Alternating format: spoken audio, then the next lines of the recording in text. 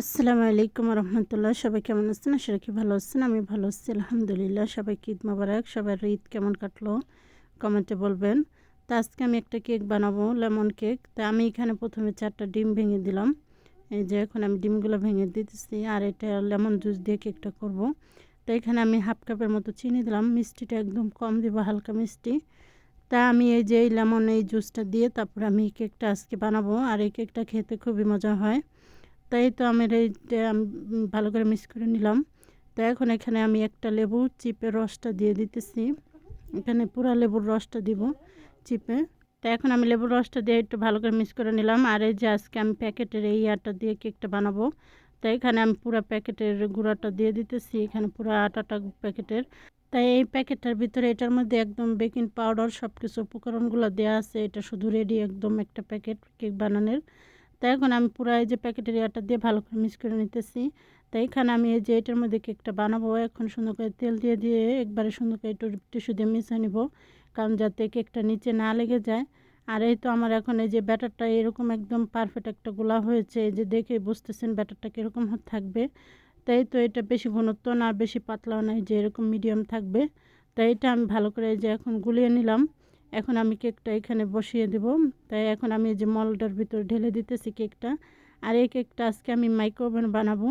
তাই তো আমি পুরো ব্যাটারটা এই যে ঢেলে দিলাম। আর এই কেকটা এভাবে বানিয়ে খেলে কেকটা খেতে অনেক মজা হয়, খুবই ভালো লাগে। একদম সহজভাবে এই কেকটা বানানো হলো। তো এইভাবে একবার হলো ট্রাই করে বানিয়ে দেখতে পারেন। তাই তো আমি মাইক্রোওভেনটা আগের থেকে একটু হিট দিয়ে রেখেছিলাম। এই মাইক্রোওভেনটা একটু হিট হয়ে গেলে তারপর আমি এখানে মলটা বসিয়ে দেবো, কেকের মলটা। তাই এটা আমি আরেকটু হিট করে নিতেছি। তা আমি এটা 5 মিনিট হিট করে রেখেছিলাম। তো এখন এই তো কেকের মলটা আমি বসিয়ে দিলাম, আর এটা আমি পুরো 20 মিনিট কুক করে নিব। 20 মিনিট পরে আমি ফিরে আসতেছি। তো এখন আমি এই তো কেকটা এইখানে বসিয়ে দিলাম। আর আপনারা চাইলে এই কেকটা চুলায় বানাতে পারেন। তো আপনারা চাইলে কেকটা চুলায় বানাতে পারেন। আর এখানে আমি একটা ক্যারামেল বানাইতেছি, এটা লেবু দিয়ে। এখানে হাফ কাপ চিনি দিয়ে দিলাম, আর একটা লেবু কেটে নিয়েছি গোল গোল করে। আর এখানে কিছুটা তেল দিয়ে দিলাম পরিমাণ মতো। এখন এটা আমি একটু একদম পুরো একদম কালো করে নিব, একদম খয়েরি কালারের একটা কালার করে নিব। এটা কেকের উপরে একটু ডেকোরেশন করার জন্য আমি দিব।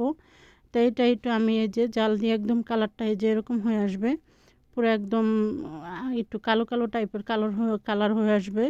এই তো আমি এইভাবে করে নিচ্ছি। এটা আপনারা চাইলে দিতেও পারেন, না চাইলে নাও দিতে পারেন। তাই তো আমি 20 মিনিট পরে দেখেন আমার কেকটা একদম পারফেক্ট রেডি। আর দেখেন কেকটা একদম খুব সুন্দর হয়েছে। দেখেন একদম সহজভাবে কেকটা বানানো হলো। তাই তো আমার কেকটা একদম রেডি হয়ে গেছে।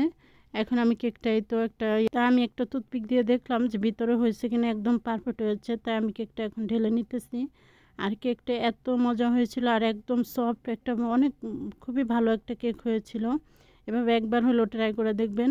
তাই তো আমার কেকটা একদম পারফেক্ট। তা আমি এখানে এই যে কনডেন্স মিল্ক দিতেছি, আর এই কিছুটা জুবন দিতেছি। এটা আমি ব্লান্ডার করে নিব। উপরে একটু এই যে আমি ক্যারামেলগুলো করে দিলাম, এটা একটা ক্যারামেলের মতোই। এটা দিলে কেকটা খেতে অনেক ভালো ভালো লাগে, আরও বেশি টেস্ট হয়। আপনারা চাইলে দিতে পারেন, আর না চাইলে না দিলেও হবে। তাই তো আমি এখন কেকটার উপরে যে এখন এই লেবুরি আটা দিব। আর তাই তো আমি এখন এই যে লেবুরি আটা করে রাখছিলাম ক্যারামেলটা, ওইটাও দিয়ে দিলাম। আর এই কেকটা খেতে খুবই মজা হয়েছিল। তাই তো এইভাবে সবাই বানিয়ে খাবেন। আমি এটা একটু ডেকোরেশন করার জন্য এভাবেই করে দিলাম। তো এখন আমি উপরে যে একটু কিছুটা পুদিনা পাতাও দিয়ে দিতেছি, যাতে দেখতে একটু ভালো লাগে তাই। আর এইভাবে কেকটা একবার হলো ট্রাই করে বানিয়ে খেয়ে দেখবেন। এই কেকটা খুবই মজা হয়েছিল। সবাই ভালো থাকবেন। আল্লাহ হাফেজ। সবাইকে ঈদ মোবারক।